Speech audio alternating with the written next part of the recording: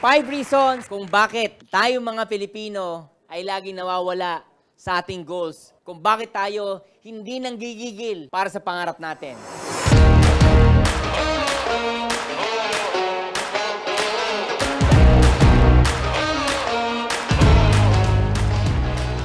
Number 1, meron tayong tinatawag na hasyendero complex.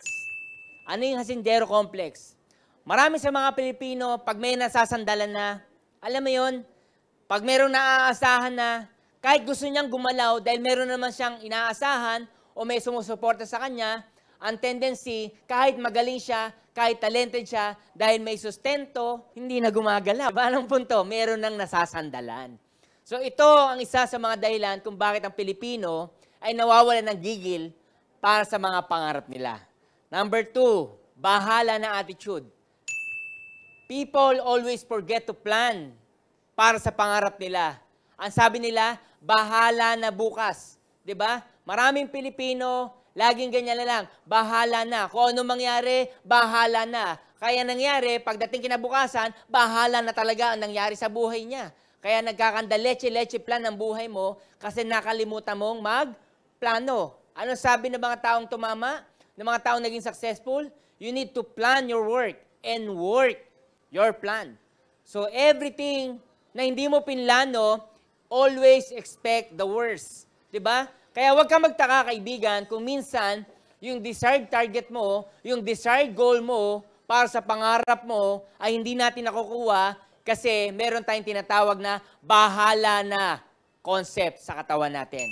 Which, sabi nga nila, dapat nating iwasan kasi successful people always plan your work and work your plan. Okay? Number 3, lotto mindset. So, maasa lang tayo sa luck. Game of luck. Meron namang ganito. Taya na lang tayo sa lotto. Sali na tayo sa mga bet na ganito. Marami sa atin umaasa na sa ganyang buhay. Which, sabi nga nila, tama. Pwede naman tayong tumaya sa luck. Pero sabi nga nila, yung luck kasi, ano yan? Ang equals niyan is opportunity, di ba? Plus preparation. Pag nagsama yung dalawa na yan, pwede kang tumama. Pero kung aasahan mo lang one day, sabi nga nila, yung pagbagsak ng mangga sa bunganga mo or pagbagsak ng apple sa pwesto mo, maaaring dumating yon. Kaya lang ang tanong, when? Sabi nga nila, kung pwede mo namang, sabi nga, wag asahan lang yung mga ganyang bagay, kaibigan, gawin mo na lang. Ano sabi?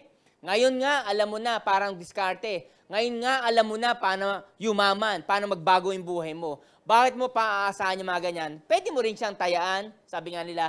Pero sabi, kung kaya mong i-map out, kung kaya mong planuhin yung para sa pangarap mo, why not natin planuhin para hindi tayo umasa sa game of luck. Mga Pilipino, napaka-dependent sa mga ganyan. Nako niyo po? Number 4, manyana habit. Ano yung manyana habit? Bukas na lang. Di ba? Marami sabi, magpapapayat na ako. Bukas. Ayun. Bukas na daw siya magpapapayat. Sabi niya, hahataw na ako, parang ikaw. Ay, hindi pala ikaw. Yung downline mo. Sabi, hahataw na ako bukas. Pagdating ng bukas, sabi mo, di ba bukas pa nga? Pagdating ng bukas, sabi mo, di ba bukas pa nga ako hahataw? Yun na, 2 taon na, bukas ka ulit hahataw. Di ba? Kaya tapos, yung pangarap mo, sinisisi mo si upline, si downline, lahat sinisisi mo, pero totoo, meron ang sakit na tinatawag na manyana habit. Sakit yan ng mga Pilipino. Number 5, crab mentality. Diba? Pag ang tao nangarap, lalo sa Pilipino, normally, ang mga taong nagdi-discredit sa'yo or nanghihila sa'yo pababa, alam mo, especially, sino itong mga to? People who are closest to you. Alam mo, kadalasan, sino yan? Asawa. Totoo, asawa. Kaya lang, wala kang choice. Asawa mo na yan eh.